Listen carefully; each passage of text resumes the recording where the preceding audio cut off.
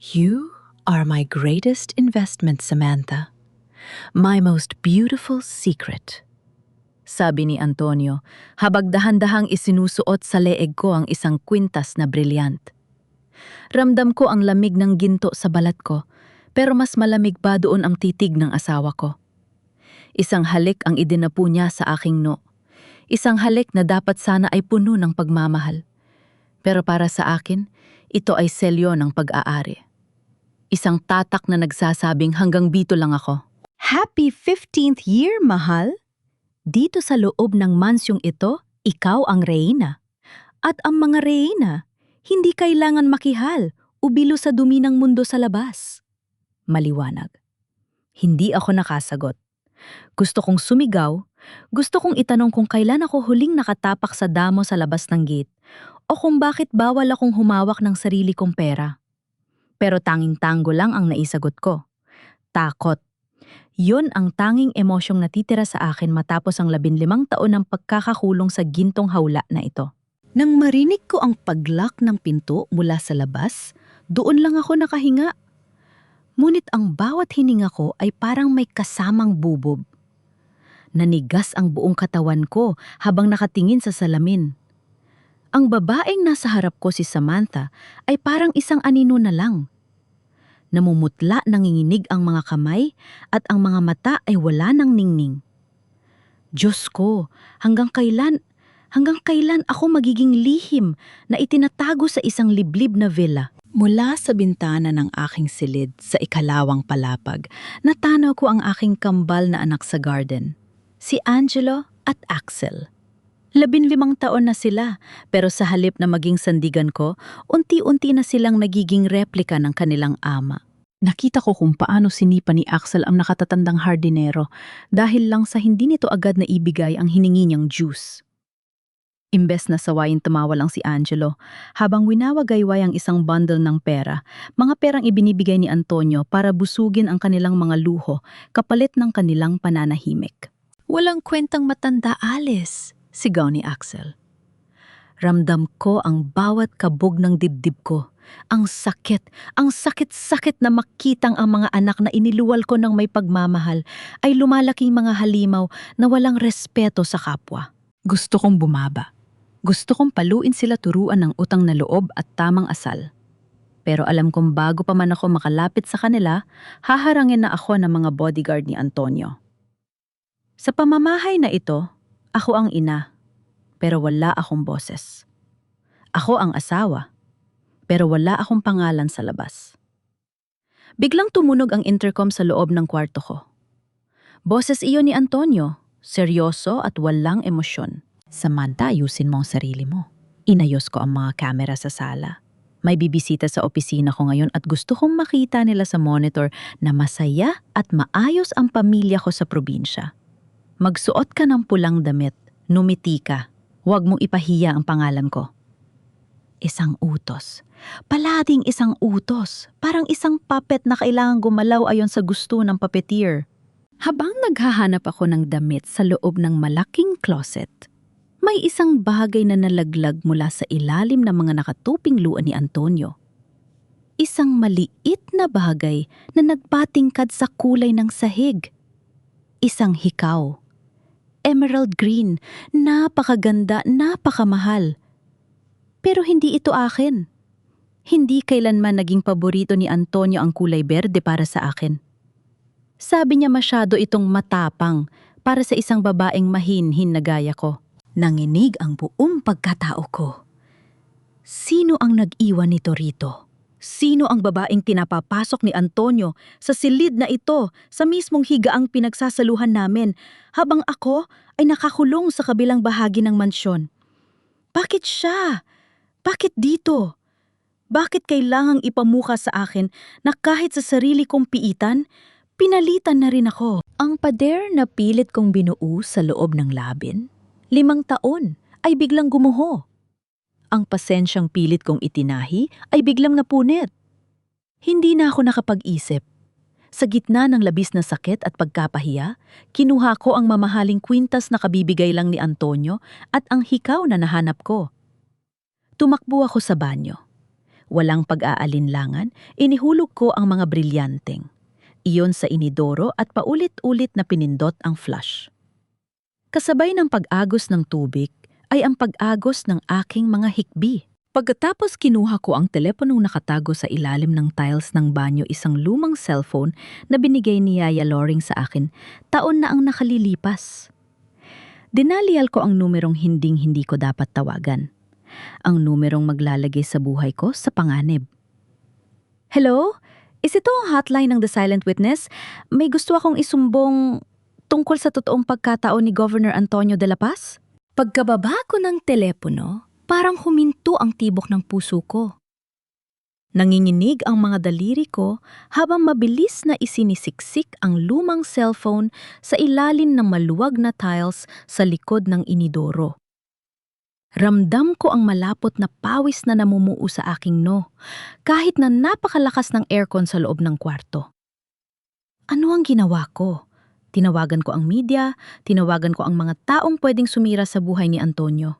Bago ko pa man maayos ang sarili ko, narinig ko ang pagpihit ng kandado. Bumukas ang pinto at iniluwal nito si Antonio. Hindi na siya nakangiti. Ang mukha niya ay parang isang madilim na ulap na nagbabadya ng bagyo. Bakit hindi ka pa nakasuot ng pula? Tanong niya. Ang boses niya ay mahinahon, pero may talim na bawat salita ay parang humihiwa sa hangin. Ang mga bata ay naghihintay na sa baba. May mga bisita tayo sa labas ng gate, Samantha. Gusto kong makita nila sa bintana na kumpleto tayong nagtatanghalian. Antonio, ang mga bata. Kailangan nating silang kausapin.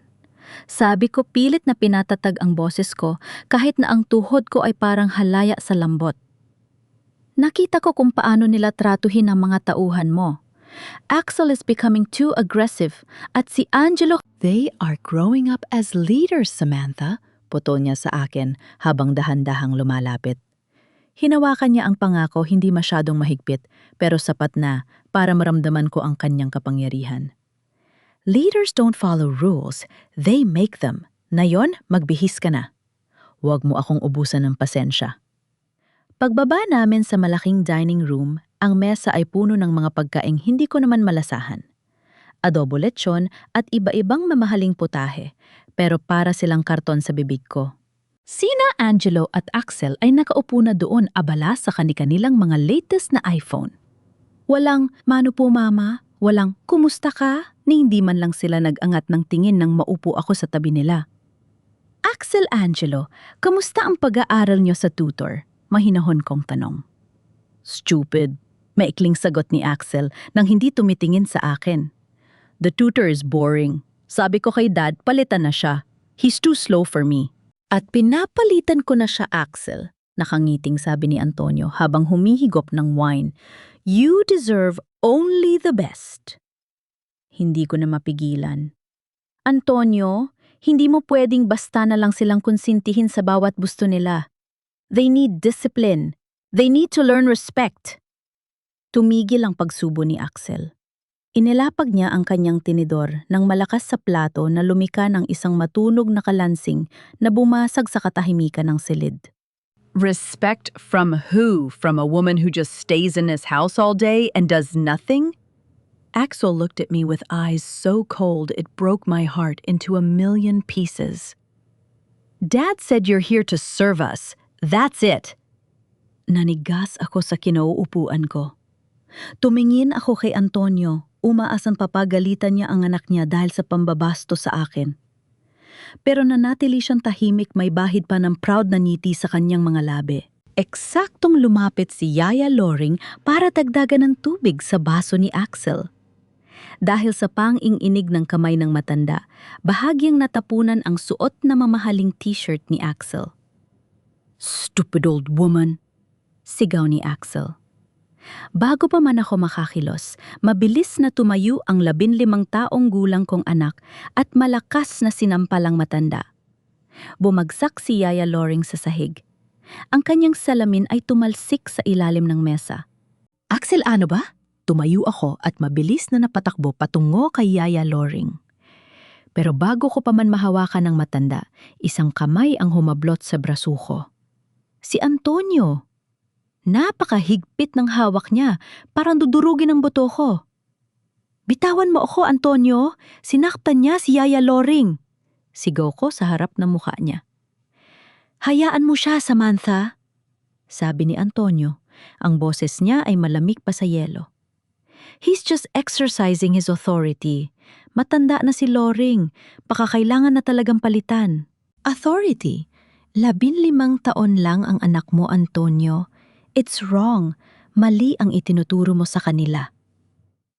Hinarap ako ni Antonio, ang kanyang mga mata ay nanlilisik na. Ibinulong niya sa tenga ko ang mga salitang habambuhay na uukit sa puso ko. Huwag mong kalimutan kung sino ka sa bahay na ito, Samantha. You are not their mother on paper. You are just their caregiver.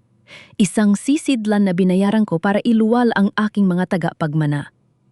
You are just a vessel, Samantha. Not a queen, and definitely not the one in charge here. Nabitawan ko ang hawak ko kay Yaya Loring. Ang bawat salita ni Antonio ay parang mga latay sa aking kaluluwa. Tumingin ako sa aking mga anak, ang 2 sanggol na inalagaan ko, pinasuso at minahal. Pero wala akong nakitang kahit anong awa sa kanilang mga mata. Tumawa lang sila habang pinapanood akong hiyain ng kanilang ama. Sa sandaling yon, alam ko na, hindi lang ako nakakulong sa mansyong ito. Ako ay unti-unti nang pinapatay ng pamilyang binuo ko mismo sa loob ng aking sinapupunan.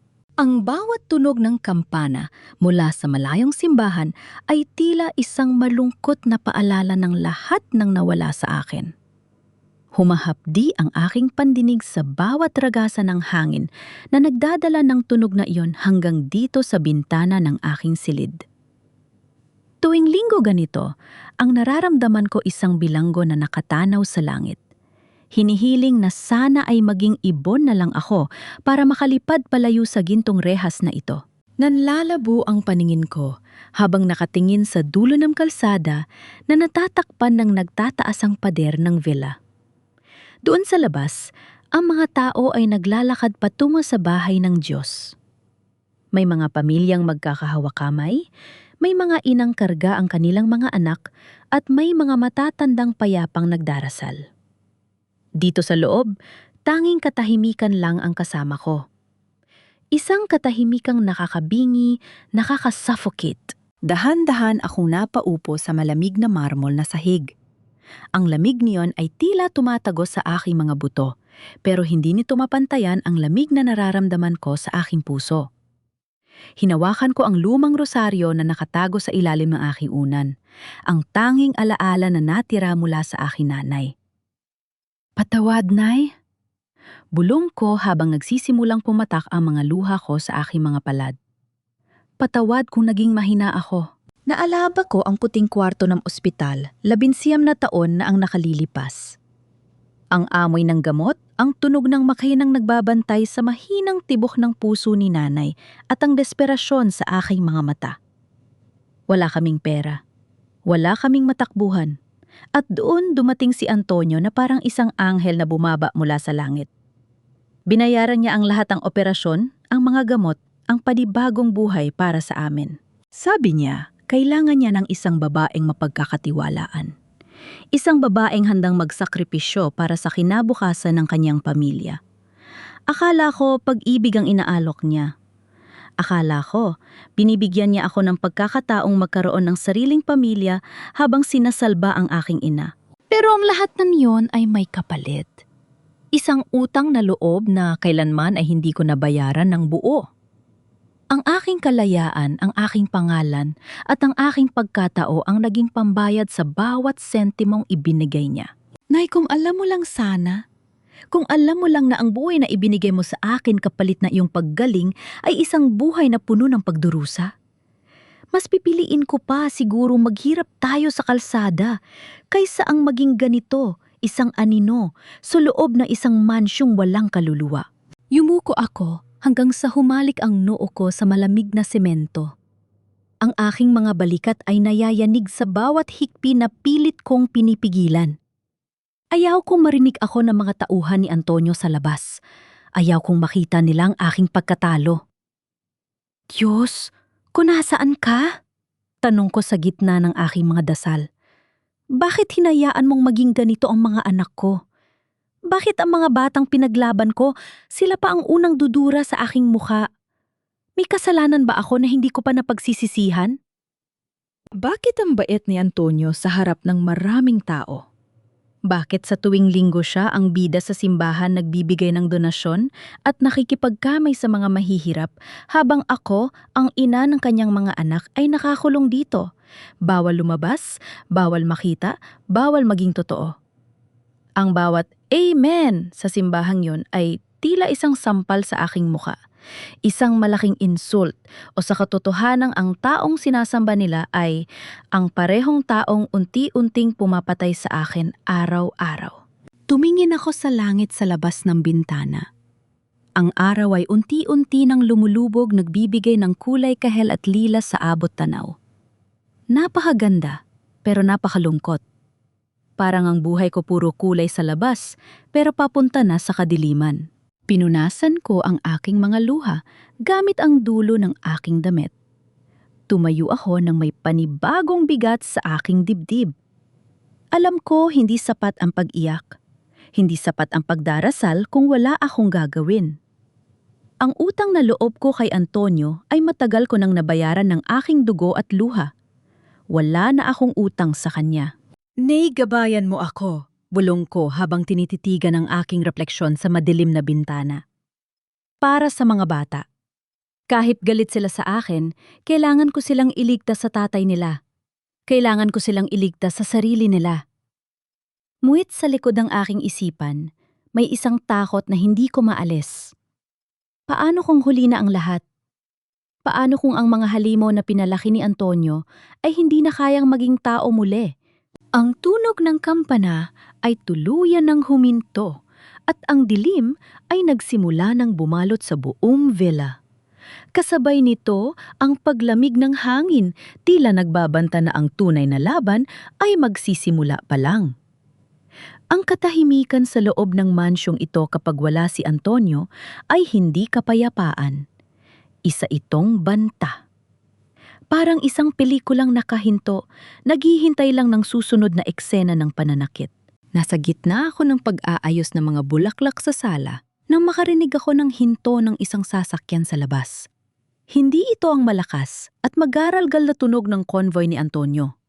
Ito ay banayad halos hindi mo maririnig kung hindi ka nakikiramdam isang itim na Mercedes-Benz SUV na may madidilim na salamin. Dahan-dahan akong lumapit sa bintana, tinitiyak na hindi ako makikita ng mga bodyguard sa labas. Mula sa likurang upuan, bumaba ang isang babae. Suot niya ang isang eleganting puting terno, ang kanyang buhok ay maayos na nakapusod, at ang kanyang bawat galaw ay puno ng awtoridad. Hindi siya pumasok. Nanatili lang siyang nakatayo sa tabi ng sasakyan, nakasuot ng malaking sunglasses habang nakatingin sa buong mansyon. Tila ba sinusuri niya ang isang ari-ari na pagmamay-ari niya? Tumagal ng ilang minuto ang kanyang pagtitig. At sa isang sandali tila tumingin siya diretsyo sa kinalalagyan ko sa likod ng kurtina.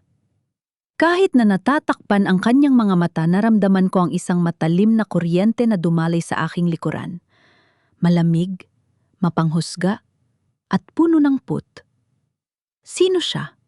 Bakit siya narito sa gitna ng tanghali habang nasa kapitulyo si Antonio? Nang umalis ang sasakyan, naiwan akong tulala. Hindi nagtagal pumasok si Yaya Loring sa sala. Ang kanyang mga kamay ay nanginginig at ang kanyang muka ay kasing puti ng papel. May hawak siyang isang maliit na puting sobre na may bango ng mamahaling pabango ang amoy ng jasmine at panganib. Ma'am Samantha, iniwan po ito ng driver ng babaeng kanina. Bulong ni Yaya Loring. Sabi po niya siguraduhin ko daw po na kayo lang ang makakabasa. Kinuha ko ang sobre. Ang bigat niyon ay tila isang bato sa aking palad. Pumasok ako sa loob ng banyo at nilak ang pinto, ang tanging lugar kung saan kampante akong walang nakatinging kamera. Dahan-dahan kong binuksan ang sobre.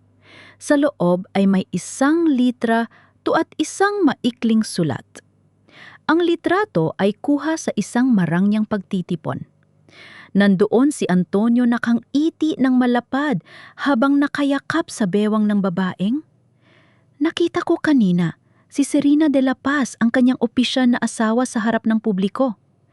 Pero hindi ang pagkakaakbay ni Antonio ang kumuha ng atensyon ko, kundi ang hikaw na suot ni Serena sa litratong iyon. Ito ang kapares ng emerald green na hikaw na nahanap ko sa ilalim ng aming kama. Pinuksan ko ang sulat. Ang bawat salita ay nakasulat sa isang eleganteng sulat kamay, pero ang bawat letra ay parang lason na tumatagos sa aking balat. Huwag kang masyadong kampante sa gintong hawlang kinalalagyan mo, Samantha. Akala mo ba ay asawa ka? Akala mo ba ay pamilya ang turing sa'yo, nagkakamali ka? Ikaw ay isang sisidlan lang na binayaran para sa isang serbisyo, isang high-paid incubator na tapos na ang tungkulin. Nabitawan ko ang papel. Ang bawat salita ay umalingaw sa aking isipan, mas masakit pa sa sampal ni Antonio. Incubator, serbisyo, tapos na ang tungkulin. Naiisip ko ang aking mga anak.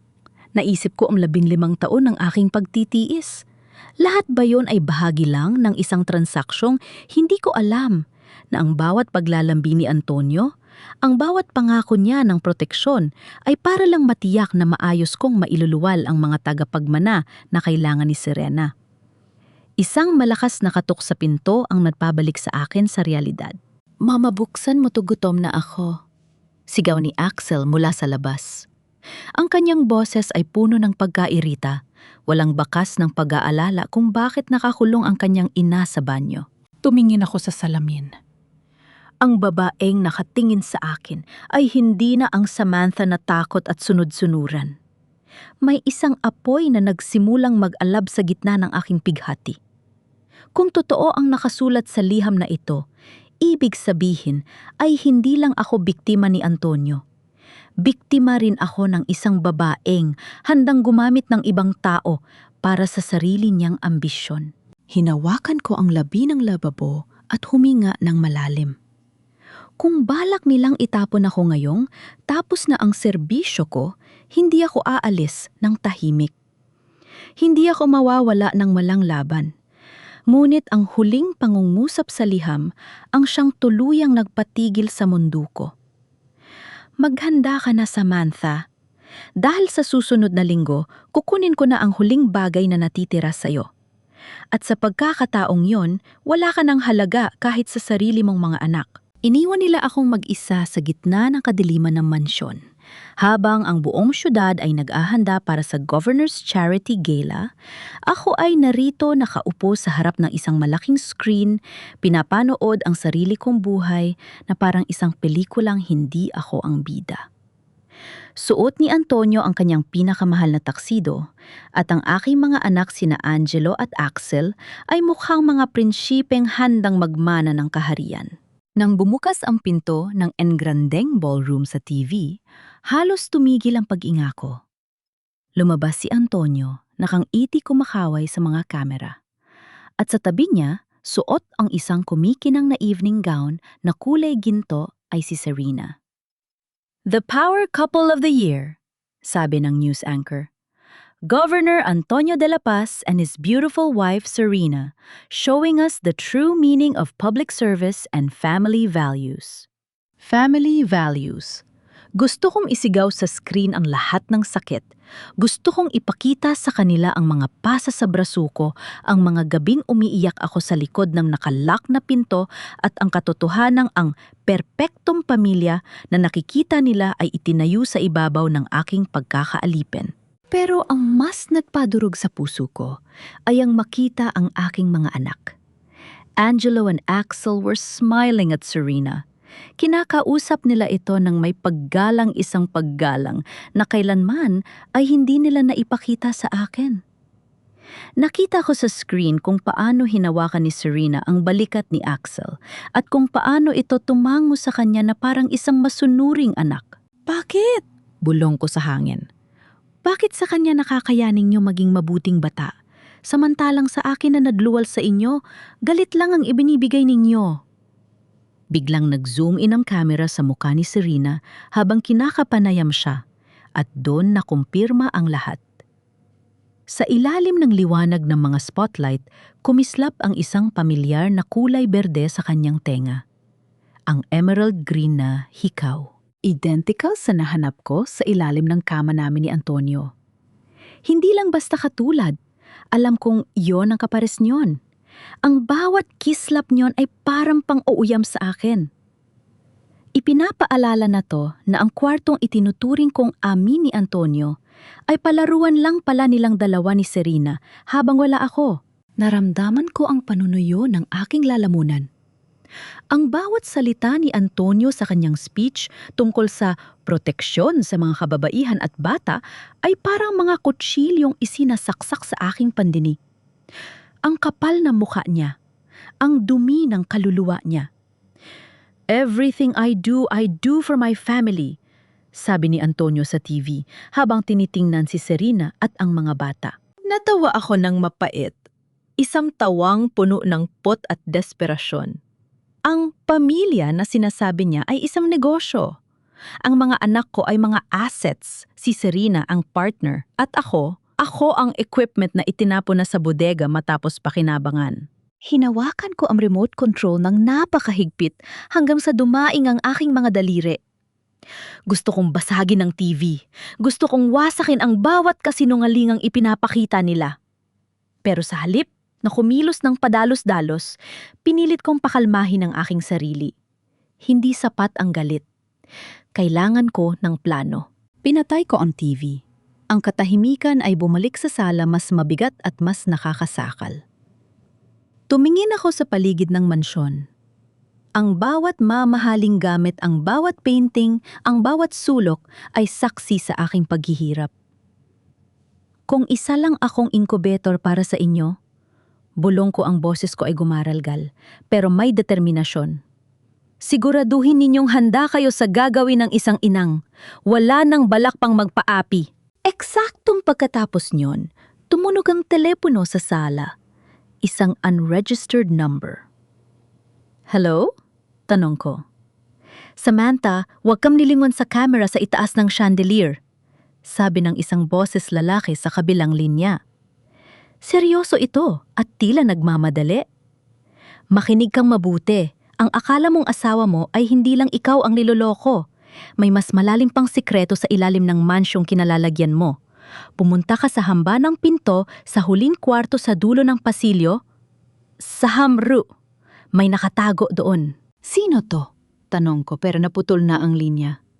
Ang bawat hakbang ko sa madilim na pasilyo patungo sa Hamru ay parang paglalakad sa ibabaw ng mga pako. Alam kong binabantayan ng mga kamera ang bawat sulok ng mansyong ito, kaya pilit kong pinanatili ang aking ayos, kunwari ay kukuha lang ako ng tubig, kunwari ay hindi ako nanginginig sa takot. Malamig at amoy amag sa loob ng Hamru. Ang mga mamahaling bote ng alak na nakahanay sa mga rack ay tila mga piping saksi sa lahat ng kasamaang pinaplano ni Antonio sa lugar na ito. Pumunta ako sa dulo sa hamba ng pinto, gaya ng sinabi ng misteryosong tumawag. Dahan-dahan kong kinapa ang kahoy na hamba. Doon sa isang bahaging, tila maluwag ang pagkakaukit, may naramdaman akong siwang. Gamit ang aking mga kuko, pilit kong hinila ang isang manipis na piraso ng kahoy hanggang sa lumitaw ang isang itim na envelope na nakatago sa loob.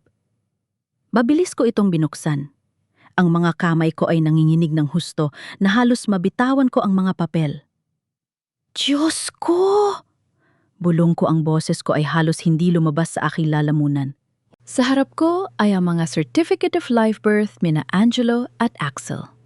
Binasa ko ang bawat detalye, umaasang makikita ang pangalan ko sa tabi ng salitang Mother. Pero gumuho ang mundo ko sa nakita ko. Mother Serena de la Paz. Wala ang pangalan ko. Kahit saan bahagi ng dokumento, hindi nakasulat ang Samantha. Para akong isang multo na hindi kailanman nag-exist sa buhay ng sarili kong mga anak. Pero hindi lang yon ang nahanap ko. Sa ilalim ng mga birth certificate ay may isang medical report mula sa isang pribadong klinika sa ibang bansa. Serena de la Paz. Diagnosis: permanent infertility due to a severe vehicular accident. Kasunod nito ay isang kontrata, isang surrogacy agreement na may pirma ni Antonio at isang pirma na pamilyar sa akin. Ang pirma ko. Pero hindi ko matandaang pinirmahan ko ito. Naalala ko noong nasa ospital si nanay, dinalan ako ni Antonio ng maraming papeles. Sabi niya, insurance papers lang yon para sa gamot ni nanay.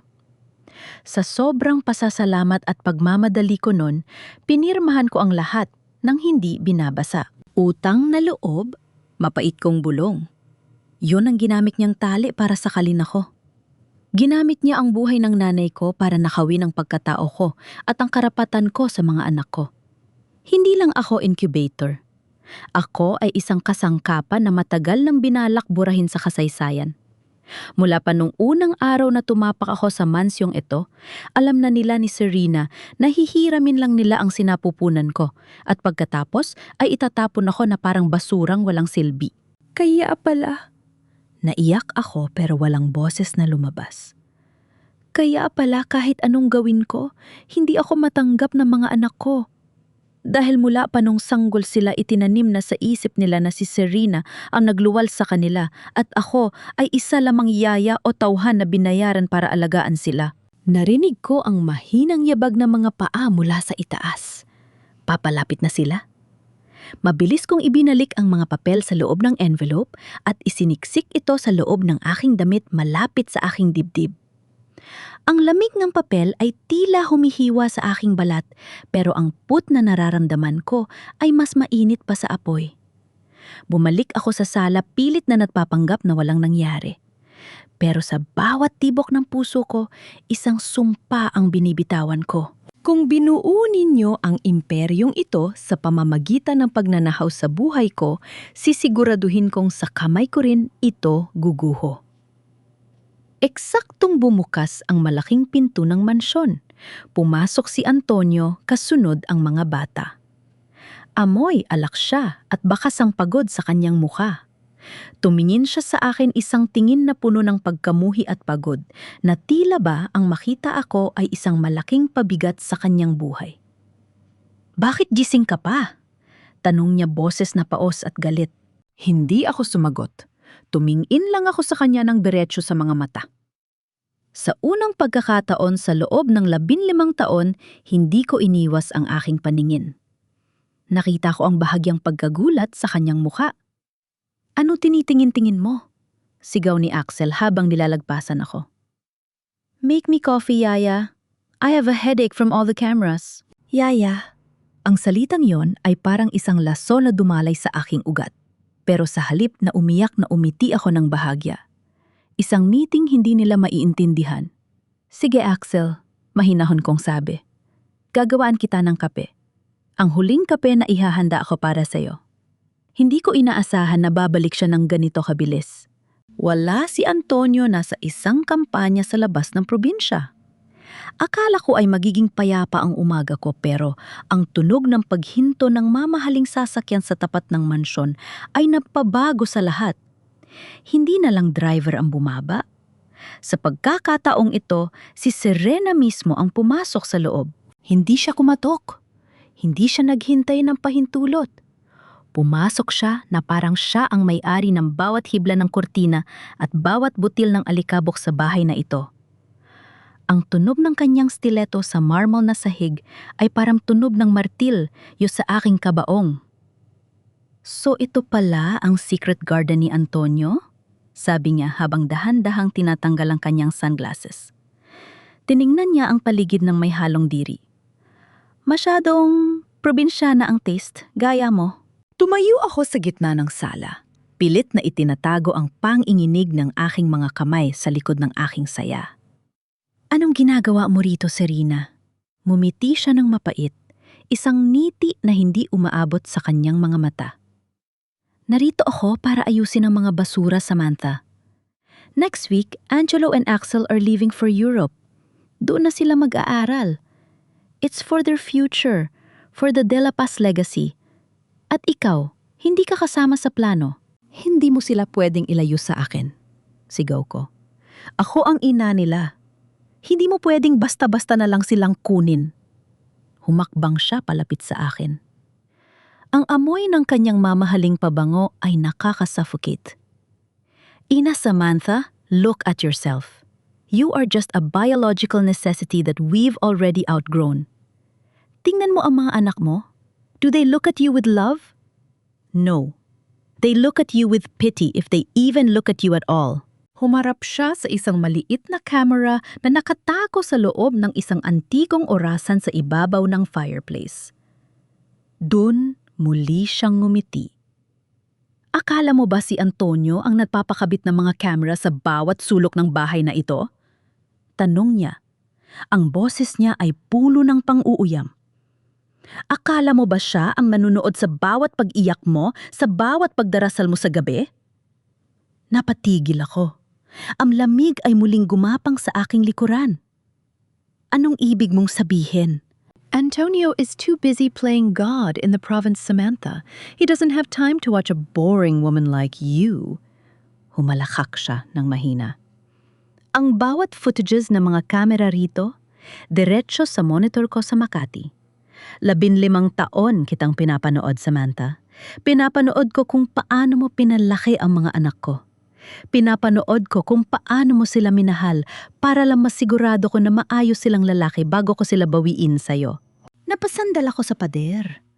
Ang bawat sandali ng aking buhay, ang bawat lihim na pagluha, ang bawat pagbibihis, ang bawat pagyakap ko sa aking mga anak ay naging isang reality show para sa babaeng ito. Binaboy niya ang huling bahagi ng aking dignidad. Bakit? Bulong ko sa gitna ng aking pighati. Bakit mo ito ginagawa? Sandaling nagbago ang ekspresyon ng kanyang mukha. Isang sulyap ng matinding galit at sakit ang dumaan sa kanyang mga mata.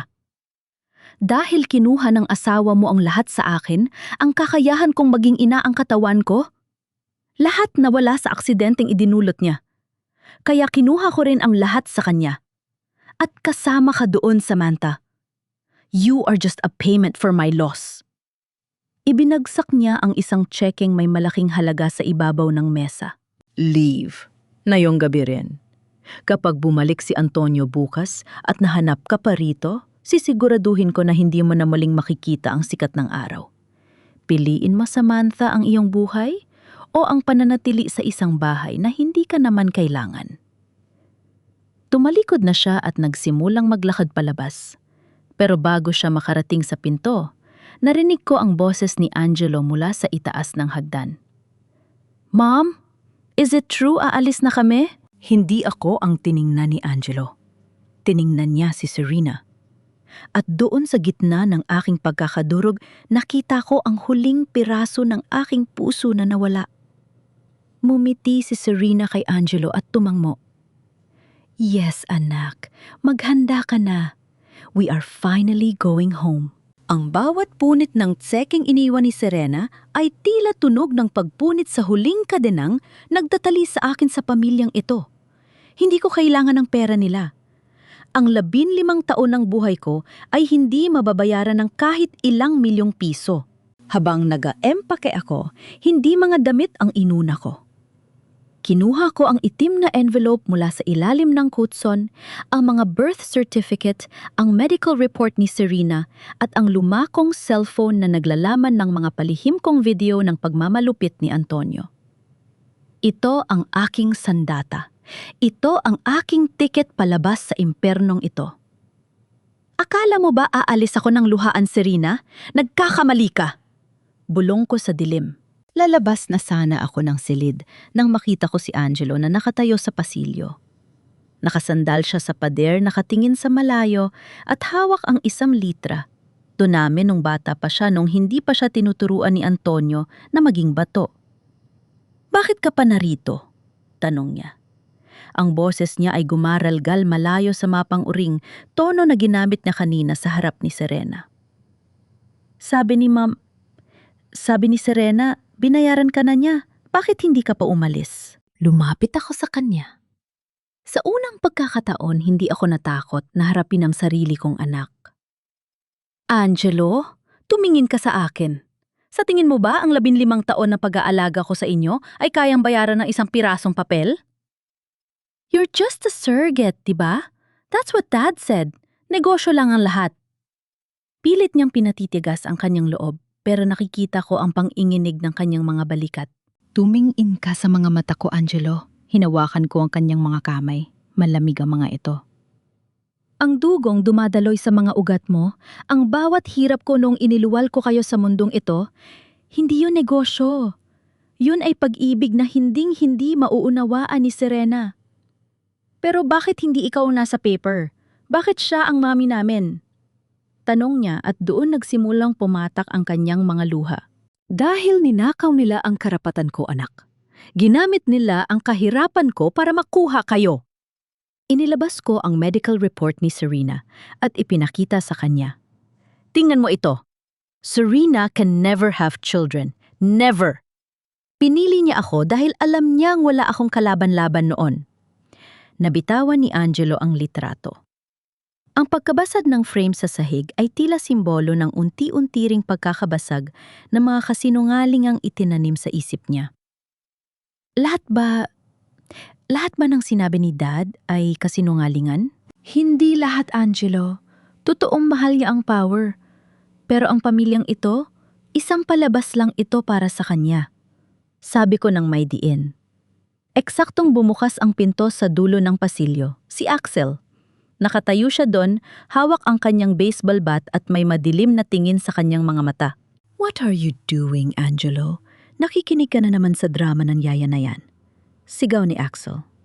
Humakbang siya palapit, ang bawat yabag niya ay puno ng banta. Dad is calling. He's on his way back.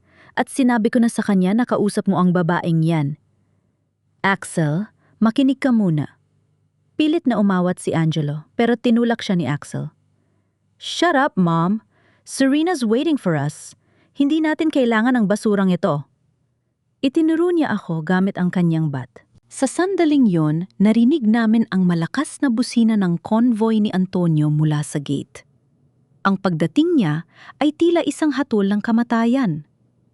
Pero sa halip na matakot, naramdaman ko ang isang kakaibang kalmado. Angelo, Axel, tawag ko sa kanila. Ngayong gabi, kailangang pumili kayo. Sasama ba kayo sa mga taong pinalaki kayo sa kasinungalingan o tatayo kayo sa tabi ng inang tunay na nagmamahal sa inyo? Choice you.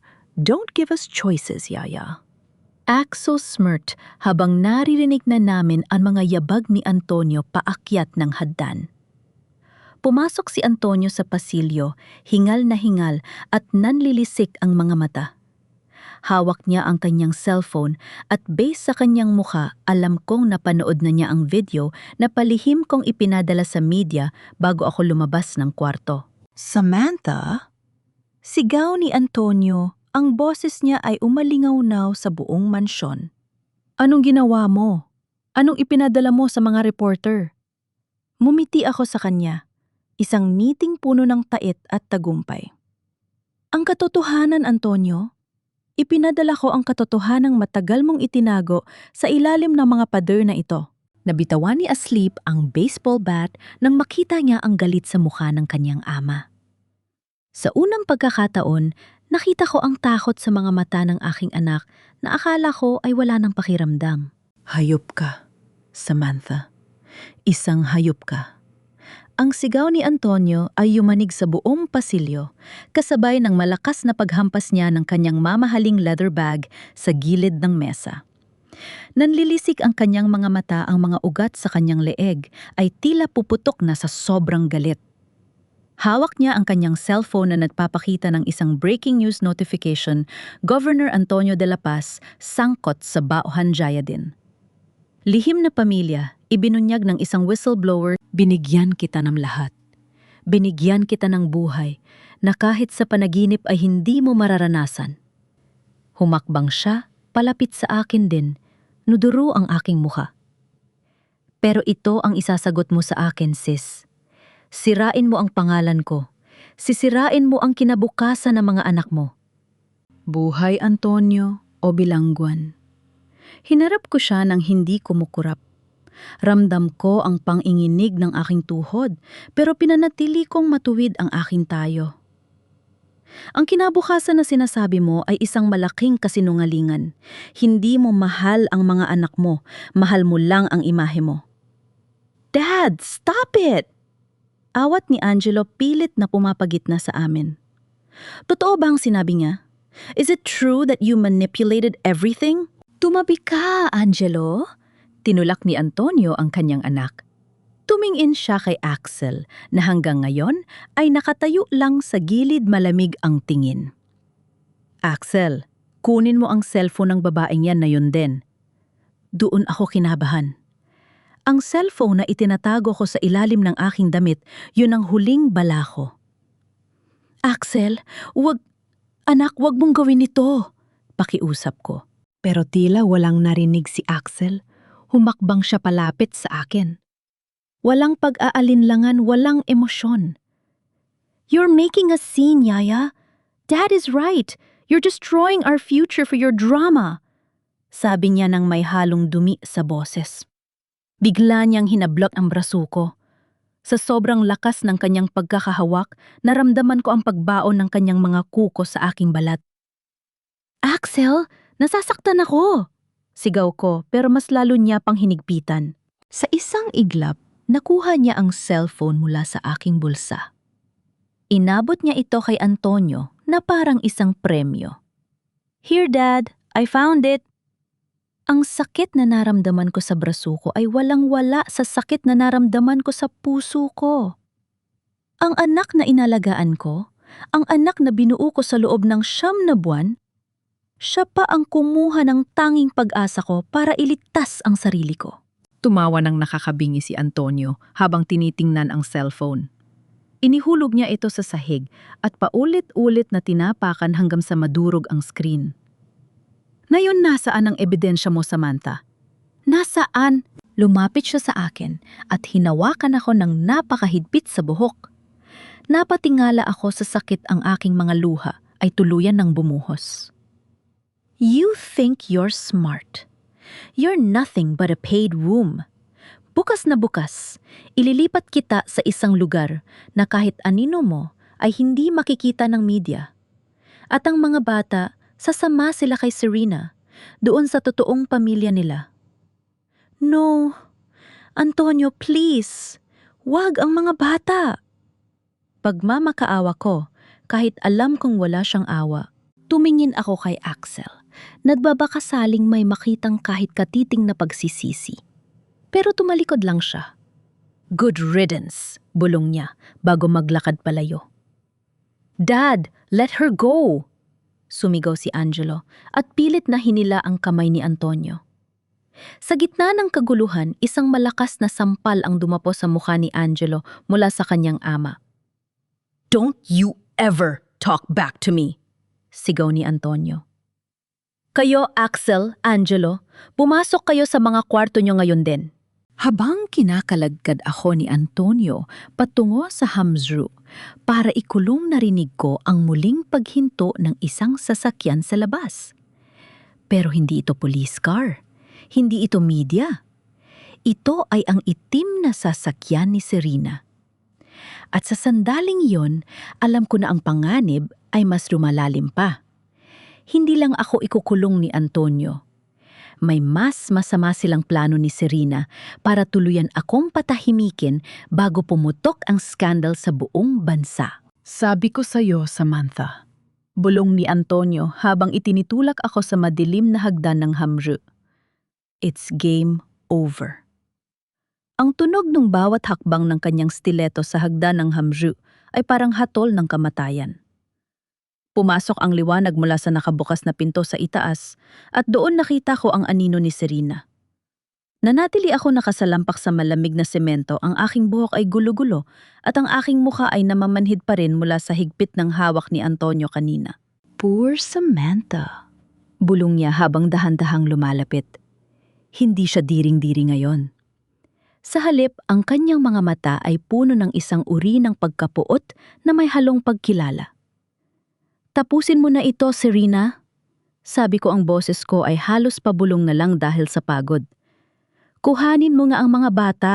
Kuhanin mo na ang lahat. Huwag mo lang silang hayaang maging katulad ni Antonio. Napatigil siya sa paglalakad. Kinuha niya ang isang bote ng mamahaling wine mula sa rack at pinagmasdan ng etiketa nito bago muling tumingin sa akin. "You think I'm the monster here, don't you?" Tanong niya ang kanyang boses ay biglang naging malamig at malalim. "Akala mo ba pinili kong maging ganito? Akala mo ba gusto kong magnakaw ng mga anak ng ibang babae?" Inilabas niya mula sa kanyang bag ang isang maliit luma at kupas na locket. Binuksan niya ito at ipinakita sa akin. Isang ultrasound picture ng isang sanggol na hindi kailanman naisilang. 15 taon na ang nakalilipas bago ka pa dumating sa buhay namin. Buntis ako, Samantha. 5 months. Masaya kami noon. O akala ko masaya kami. Nanginginig ang kanyang boses, isang emosyon na hindi ko akalaing meron siya. Pero uminom si Antonio. He was celebrating a political win. He insisted on driving. Nabanga kami. I lost my baby. And I lost my womb. At ang ginawa ng asawa mo? He manipulated the police report. He made it look like it was a technical failure ng sasakyan, not his drunkenness. Nanlaki ang aking mga mata. Ang perfect couple na ipinapakita nila sa mundo ay itinayo sa ibabaw ng bangkay ng sarili nilang anak. He destroyed me first, Samantha. He took my chance to be a mother. Kaya nung kailangan niya ng tagapagmana para sa legacy niya, I made sure na ako ang masusunod. I chose you because you were young, healthy, at walang pamilyang magtatanggol sa'yo. Lumapit siya at hinawakan ang aking panga. Kinuha niya ang anak ko, kaya kinuha ko ang sayo. Fair trade, di ba? Hindi ito fair, Serena. Sigaw ko sa gitna ng aking mga luha. Naging biktima ka rin niya, pero bakit kailangang ako ang magbayad? Bakit kailangang ang mga bata ang magdusa sa galit mo sa kanya? Binitawan niya ako ng marahas. Because in this world, Samantha, you are either the one holding the knife or the one being stabbed. At pagod na ako maging biktima, bumukas muli ang pinto sa itaas. Pumasok si Antonio, may hawak na isang itim na bag at isang dokumento. Serena, ayos na ang lahat. Ang chopper ay maghihintay sa inyo ni Axel sa rooftop ng Kapitolyo mamayang hating gabi. Kukunin niyo ang mga bata at aalis na kayo ng bansa. Paano si Samantha? Tanong ni Serena, ang kanyang boses ay bumalik sa pagiging mechanical at walang emosyon. Tumingin sa akin si Antonio. Wala akong nakitang kahit anong bakas ng 15 taon naming pagsasama. Tanging malamig na kalkulasyon lang. May aksidenteng mangyayari sa Hamju na ito mamaya, sabi ni Antonio habang tinitingnan ang mga linya ng kuryente sa pader. A gas leak.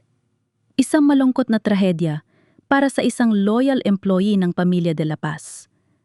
I'll make sure the media covers your heroic death, Samantha. You died protecting the villa while we were away. Naramdaman ko ang paghinto ng mundo ko. Papatayin nila ako. Tuluyan na nilang buburahin ang tanging saksi sa kanilang mga kasalanan. Tumingin si Antonio kay Serena. Make sure Axel is ready. Si Angelo, kung ayaw niyang sumama, iwanan niyo. I can't deal with a weak link right now. Nang lumabas si Antonio para ianda ang aksidente, naiwan kaming dalawa ni Serena. Nagkatinginan kami. Sa loob ng ilang segundo, nakita ko ang pag-aalinlangan sa kanyang mga mata ang bahagi ng kanyang pagkatao na detring naging ina. Serena, please! Bulong ko. Hindi siya sumagot. Sa halip, mabilis niyang inihulog ang susi ng posa sa tabi ko at tumalikod ng walang sinasabi. 5 minutes, Samantha, bulong niya, bago mabilis na umakyat at isara ang pinto ng Hamju. You only have 5 minutes bago buksan ni Antonio ang gas valve. Nanginginig ang mga daliri ko habang kinakapa ang maliit na susi sa malamig na semento. Ang bawat segundo ay tila isang hampas ng martil sa aking dibdib. Sa itaas, narinig ko ang lagutok ng mga tubo, binubuksan na ni Antonio ang gas valve. Salamat sa Diyos, Bumukas ang posas. Hindi ko na ininda ang hapdi sa aking mga pulso na nagdurugo na. Ang nasa isip ko lang ay ang amoy, isang matamis at masangsang na amoy na dahan-dahang bumabalot sa hamru. Gas. Amoy ng kamatayan. Hindi ako mamamatay rito, bulong ko habang pilit na tumatayo. Hindi sa kamay mo, Antonio. Dahan-dahan kong binuksan ang pinto ng hamru. Iniwan nga itong hindi nakakandado ni Serena.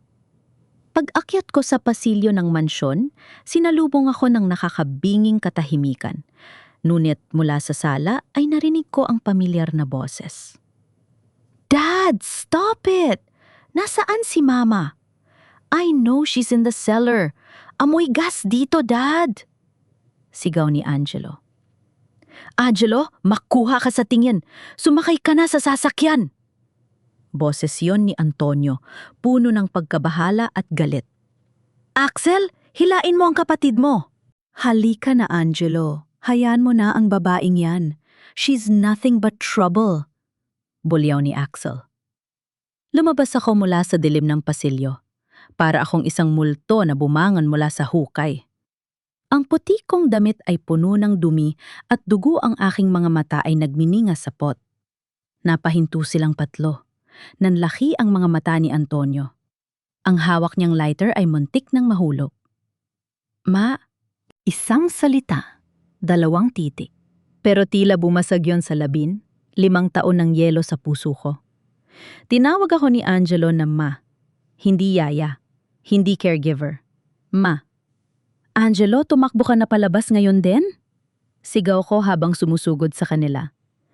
How did you get out? Utal ni Antonio, mabilis niya kinasa ang kanyang baril at itinutok sa akin. Sabi ko na nga ba dapat tinapos na kita kanina pa? Sige, ituloy mo. Hamon ko habang dahan-dahang lumalapit. Isang putok lang yan, sasabog ang buong mansyong ito. Isasama mo kami sa impyerno. Antonio? Sige, gawin mo. Dahil doon naman talaga ang bagsak nating dalawa. Nanginginig ang kamay ni Antonio. Tumingin siya sa paligid. Ang amoy ng gas ay napakabagsik na. Kahit isang maliit na spark mula sa mekanismo ng baril ay sapat na para maging abo ang lahat. Dad, let's go, sumasabog na ang mga tubo sa kusina. Sigaw ni Axel na sa unang pagkakataon ay nakitaan ko ng matinding takot. Hindi na siya ang mayabang na batang nag-utos sa akin. Isa na lang siyang takot na bata na nakasandal sa pader. Angelo, halika rito! Tawag ko, iniabot ko ang aking kamay sa aking anak. Tumingin si Angelo kay Antonio, pagkatapos ay kay Axel at huli sa akin. Nakita ko ang pagtatalo sa kanyang mga mata. Ang yaman, ang kapangyarihan, ang pangalan ng De La Paz, laban sa isang inang duguan at walang maibibigay kundi pagmamahal. Angelo, huwag kang lalapit sa kanya. Baliw na ang babaeng yan, sigaw ni Antonio. Umiling si Angelo. No, Dad, ikaw ang baliw. Papatayin mo ang sarili mong asawa.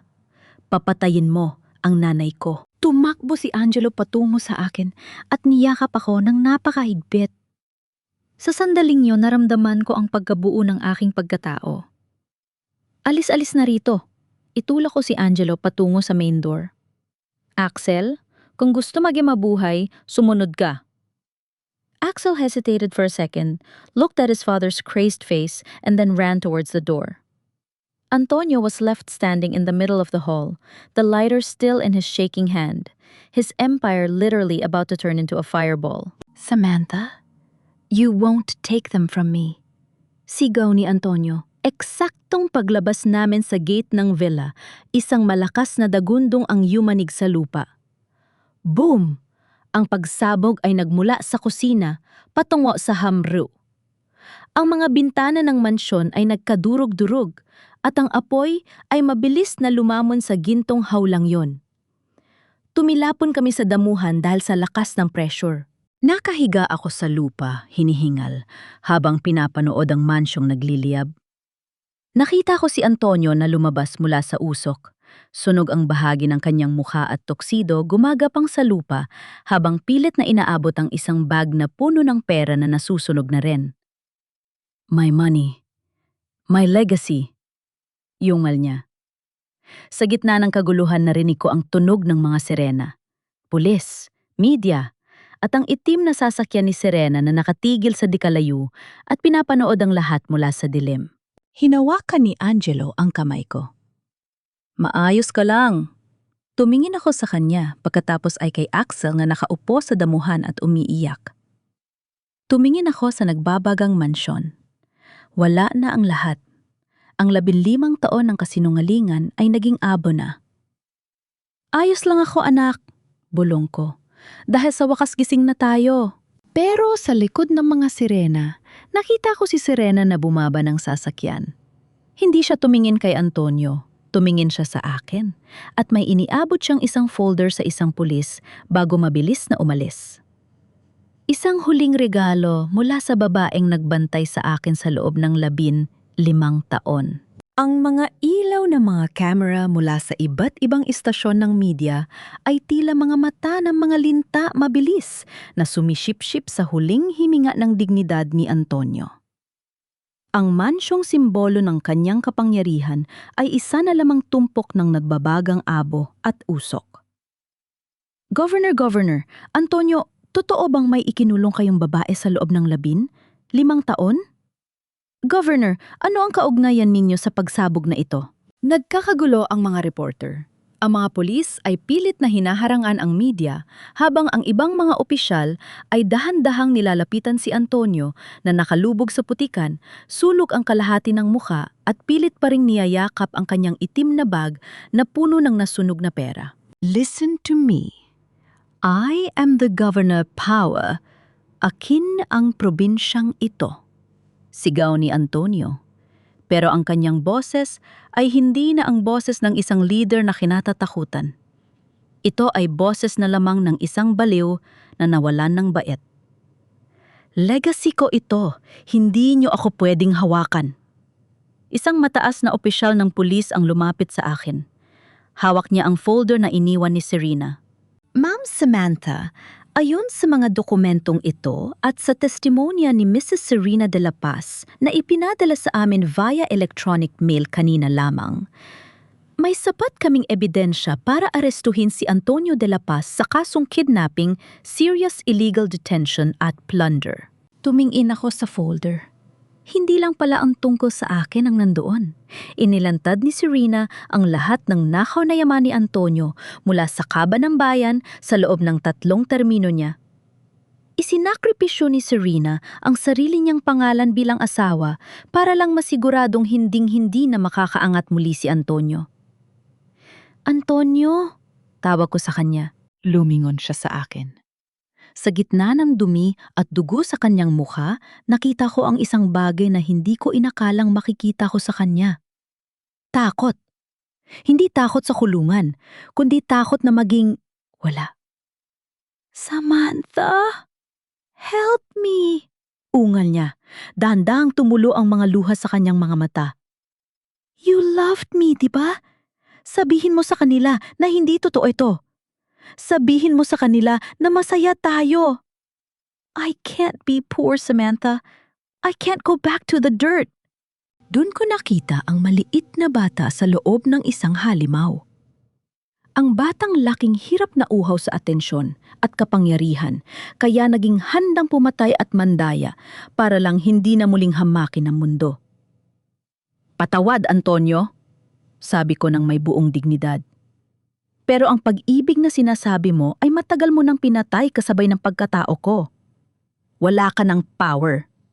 At ang legacy na pinagmamalaki mo, eto, abo na lang. Pinanood ko kung paano siya pusasan ng mga pulis.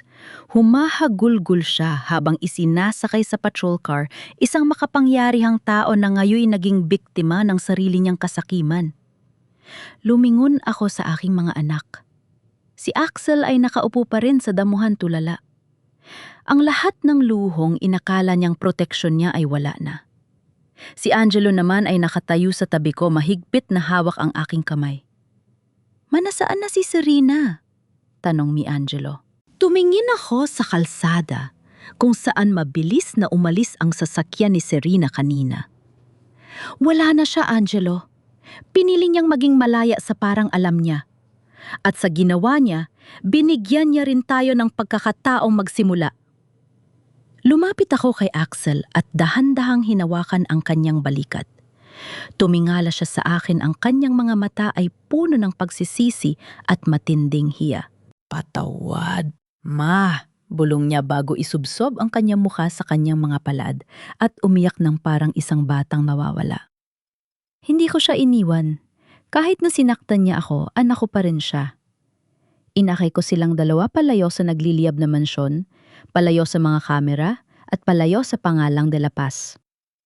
Sa unang pagkakataon sa loob ng 15 taon, hindi na ako lilingon sa likod. Dahil ang bukas ay hindi na isang lihim, ito ay akin na. 1 taon na ang nakalilipas mula nang gumuho ang mansyong iyon, pero kung minsan nagigising pa rin ako sa kalagitnaan ng gabi, hinihingal at tila nararamdaman ang amoy ng gas at usok. Pero sa tuwing ididilat ko ang aking mga mata, hindi na ang marangyang chandelier ang nakikita ko. Ang bumubungad sa akin ay ang simpleng kisame ng isang maliit na bahay dito sa probinsya, malayo sa ingay ng politika at sa madilim na anino ni Antonio. Dito, hindi ako si secret wife. Hindi ako isang paid womb. Dito, sa maliit na bayang ito sa tabi ng dagat, ako si Samantha, ang babaeng nagluluto ng pinakamasarap na adobo sa aming maliit na karinderya. Ma, kailangan na po ba ng dagdag na panggatong sa labas? Lumingon ako at nakita ko si Axel. Ang dati mapagmataas at spoilt na bata ay ngayon nakasuot na lang ng simpleng t-shirt, may bahid ng uling sa mukha at bit-bit ang isang tumpok ng kahoy. Sa loob ng 1 taon, nakita ko ang unti-unting pagbabago sa kanya. Nung una, nahirapan siya. Umiiyak siya dahil hindi niya sanay ang walang aircon, ang kumain ng tuyo, at ang magtrabaho gamit ang sariling mga kamay. Pero ang bawat paltos sa kanyang palad ay tila naging gamot sa kanyang maling pagpapalaki. Salamat, Axel. Pakilagay na lang sa gilid ng kalan, nakangiti kong sabi. Lumapit siya sa akin at sa unang pagkakataon na hindi ko na kailangang hilingin, kinuha niya ang aking kamay at nagmano. Isang simpleng kilos, pero para sa akin ito ay mas mahalaga pa sa lahat ng brilyanteng ibinigay ni Antonio. Karangalan. Yon ang unti-unti naming binubuo muli. Si Angelo naman ay nasa kabilang kanto, tumutulong sa pag-aayos ng mga computer sa barangay hall. Siya ang naging sandigan ko sa pinakamahihirap na buwan ng aming pagtatago. Siya ang nagpapaalala sa akin na hindi lahat ng alaala sa mansyong yon ay masama dahil dun ko sila nakilala. Binuksan ko ang radyo sa tabi ng aking mesa. Isang pamilyar na pangalan ang binanggit ng news anchor. Huling-hiling ni dating Governor Antonio de la Paz, ibinasura ng korte. Mananatili ang dating opisyal sa National Bilibid Prison habang hinihintay ang pinal na hatol sa kanyang mga kasong plunder at seryosong pagkakakulong sa kanyang asawa. Ayon sa ulat, ang dating gobernador ay kasalukuyang nakararanas ng depresyon at hindi na binibisita ng kanyang mga dating kaalyado. Napatigil ako sa paghihiwa ng sibuyas. Hindi ko naramdaman ang saya o ang paghihigante. Ang tanging naramdaman ko ay isang malalim na buntong hininga ng kaluwagan. Antonio is now living the life he feared the most. To be forgotten, to be powerless, and to be alone in the dirt. Naisip ko rin si Serena. Wala nang nakakaalam kung nasaan siya. Matapos yun ibigay ang lahat ng ebidensya sa mga autoridad at pirmahan ang paglilipat ng lahat ng kanyang natitirang legal na ari-arian sa akin at sa mga bata, tuluyan na siyang naglaho. Sabi ng iba nasa abroad na siya. Sabi naman ng iba pumasok siya sa isang kumbento. Pero nitong nakaraang buwan, may natanggap akong isang puting sobre na walang return address. Sa loob ay may isang maliit na susi ng isang safety deposit box sa Makati at isang maikling sulat na may amoy ng jasmine. Samantha, Hindi ko mababalik ang 15 taon mo, pero sana ay sapat na ito para sa pag-aral ng mga bata. Alagaan mo sila sa paraang hindi ko nagawa. You were always the better woman. Be free. Sa loob ng deposit box na iyon ay ang mga dokumento ng isang maliit na lupain sa aming probinsya at sapat na pondo para sa kolehiyo ni na Angelo at Axel. Hindi ko alam kung mapapatawad ko ng buo si Serena, pero naiintindihan ko na siya rin ay isang biktima ng sistemang nilikha ni Antonio. Pareho kami nasunog sa apoy ng ambisyon ng isang lalaki, pero ako ang pinalad na makabangon mula sa abo. Maang sarap ng amoy ng luto mo. Marami na namang customer sa labas. Sigaw ni Angelo habang tumatakbo papasok sa karinderya. Oh, sige na Angelo. Axel, tulungan niyo na ang mga customer. Huwag niyong paghihintayin ang mga kapitbahay natin. Sabi ko habang pinupunasan ang aking mga kamay sa aking tapes. Habang pinapanood ko ang aking 2 anak na nagtatawanan at masa, yang nagsisilbi sa aming mga suki, napatingin ako sa labas sa malawak na dagat na kumikinang sa ilalim ng sikat ng araw. Ang hangin ay malayang umiihip, hindi na ito amoy amag. Hindi na ito amoy gas, amoy ito ng kalayaan. Wala na ang gintong hawla. Wala na ang mga lihim na nakatago sa ilalim ng mga sahig. Ang tanging natitira ay ang katotohanan, isang katotohanang mas masarap pa sa anumang karangyaan. I am Samantha, isang ina, isang survivor at sa wakas, isang malayang babae. Natapos na ang mahabang paglalakbay ni Samantha, isang paglalakbay mula sa dilim patungo sa liwanag na inaasam-asam nating lahat. Ang bawat luhang pumatak at ang bawat sakit na kanyang tiniis ay naging pundasyon ng isang bagong buhay na puno ng katotohanan at tunay na pagmamahal. Mga mahal kong tagapakinig, maraming salamat sa inyong matiyagang pagsama sa akin hanggang sa huling yugto ng kwentong ito. Alam kong marami sa inyo ang nakaramdam ng galit, wati, at baka pati na rin ang pagluha sa mga sinapit ni Samantha. Naalala ko tuloy nung isinusulat ko ang eksena kung saan tinawag siya ni Angelo na ma sa harap ng nagliliyab na mansyon. Tila tumigil din ang mundo ko habang nararamdaman ang hapdi ng isang inang itinatwa ng sariling dugo bago muling kilalanin sa gitna ng panganib. Ang kwentong ito ay paalala sa ating lahat na ang tunay na kayamanan ay hindi nasusukat sa ningning ng brilyante o sa laki ng mansyong kinalalagyan natin. Ang tunay na legacy ay ang karakter na ating itinatanim sa puso ng ating mga anak at ang danggal na ating pinanghahawakan kahit sa gitna ng matinding kahirapan. Sana ay naging inspirasyon ito sa inyo na kahit gaano man kadilim ang inyong kasalukuyang mansyon o piitan, palaging may susi ng pag-asa kung tayo ay mananatiling tapat sa ating sarili at sa ating pananampalataya. Kayo mga mahal kong kaibigan, kung kayo ang nasa kalagayan ni Samantha, kaya niyo rin bang patawarin ang mga taong nagnakaw ng inyong kabataan? O mas pipiliin ninyo ang maningil hanggang sa huling sentimo ibahagi ninyo ang inyong saluubin sa comment section? Gusto kong malaman kung saan niyo pinapakinggan ang kwentong ito, habang nagluluto, ba habang naglalaba, o habang nagpapahinga sa dulo ng isang mahabang araw. Huwag kalimutang i-like at i-share ang ating video para mas marami pa tayong maabot ng mga pusong nangangailangan ng lakas ng loob. Hanggang sa muli nating pagkukwentuhan, manatiling matatag at pinagpala.